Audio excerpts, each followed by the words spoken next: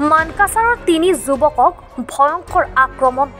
অভিযোগ মতে জাওডাঙা গাঁও পঞ্চায়তৰ প্ৰাক্তন আঞ্চলিক পঞ্চায়তৰ সদস্য ৰাইফুল ইছলাম আৰু তেওঁৰ ভেৰণীয়া গুণ্ডা বাহিনীৰ আক্ৰমণত গুৰুতৰভাৱে আহত হৈ RTI কৰ্মী আশিক মণ্ডলৰ লগতে মিথুন মণ্ডল আৰু বাবুল মিয়া। মানকাছাৰ চহৰৰ পৰা জাওডাঙাৰ নিজ বাসগৃহত আহি থকা অৱস্থাত ৰাইফুল ইছলাম আৰু তেওঁৰ ভেৰণীয়া গুণ্ডা বাহিনীয়ে পৰিকল্পিতভাৱে 3 যুৱকক চোকা অস্ত্ৰৰে প্ৰচণ্ড আক্ৰমণ কৰাৰ অভিযোগ উত্থাপন হৈছে। ইয়াৰে মিথুন মণ্ডল আৰু বাবুল মিয়াৰ অৱস্থা অতি সংকটজনক বুলিও জানিব পৰা গৈছে।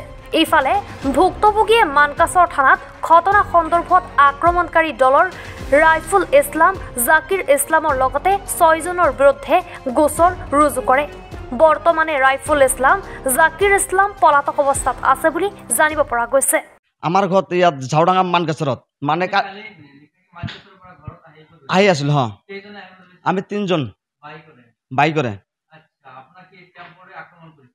টেম্পৰে ফাৰ্ষ্টত আক্ৰমণ কৰি পেলাই দিলে খুন্দা মাৰি। মোটা এওঁলোক আছিল 8 জন 7 জন মান। আমি স্পষ্ট গোটেইখিনি চেহাৰা দেখা নাই, 5-6 জন মানৰ চেহাৰা দেখিছোঁ। 8 প্ৰথম আক্ৰমণ কৰিলে বাবলুক। তাৰপিছত যেতিয়া মই চালোঁ যে বোলে এওঁলোকৰ হাতত হাতিয়াৰ, মই দৌৰিছোঁ। তেতিয়া আছিল পুখুৰী আছিল, পুখুৰীৰ মাছ দি দৌৰি মই চামাতৰ ঘৰত উঠিছোঁ। হাতিয়াৰ এওঁলোকৰ মানে ডেগাৰ আছিল হাতত, ডাঙৰ ডাঙৰ ডেগাৰ আৰু লাঠি আছিল।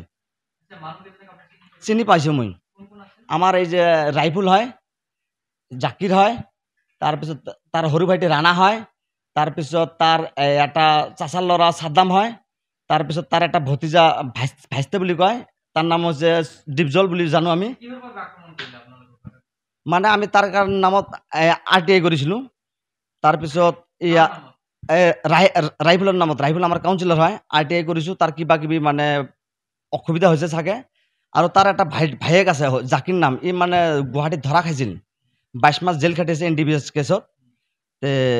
এওঁলোক কয় বোলে তুই ধৰাই দিছা। মই কৈছোঁ মই কেনেকৈ ধৰাই দিম গুৱাহাটীত, তহঁতে 2 নম্বৰ বিজনেছ কিয় কৰা, কৰিছা সেইকাৰণে ধৰা খাইছা। তেওঁলোক মানে এতিয়া কৈ আছে বোলে যে আমাক যেনেকৈ তেনেকৈ ফিনিছ কৰিব। বেলেগৰ মানে কাণে কাণে শুনিছোঁ। কালি যিটো এটাইম লৈছিল মোকতো ফিনিছে কৰিলে, মই যদি দৌৰ নামাৰিলোঁ হয়।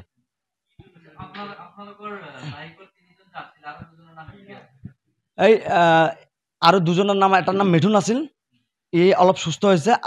আৰু এটা যে বাবলু আছিল, ই বহুত ক্ৰিটিকেল অৱস্থা, ই গুৱাহাটী GNRC হস্পিটেলত আছে বৰ্তমান। ভালদৰে মাৰিছে। আৰু বাবলু ইহঁতৰ নিজৰ চাচাৰ ল'ৰা হয়।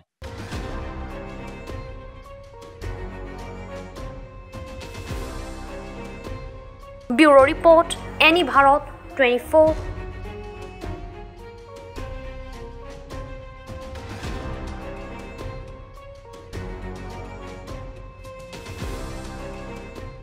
নমস্কাৰ, মই উৎপল দাস আৰু আপোনালোকে চাই আছে এনি ভাৰত। আৰু আপোনালোকক জনাবলৈ পাই মই বহুত সুখী হৈছোঁ যে আমাৰ সকলোৰে মৰমৰ শ্ৰদ্ধা জুবিন গাৰ্গৰ গীতসমূহৰ ভিত্তিত এটা খুব সুন্দৰ ৰিয়েলিটি শ্ব' এনি ভাৰতে আয়োজন কৰিছে, জুবিনৰ গানে কি আনে।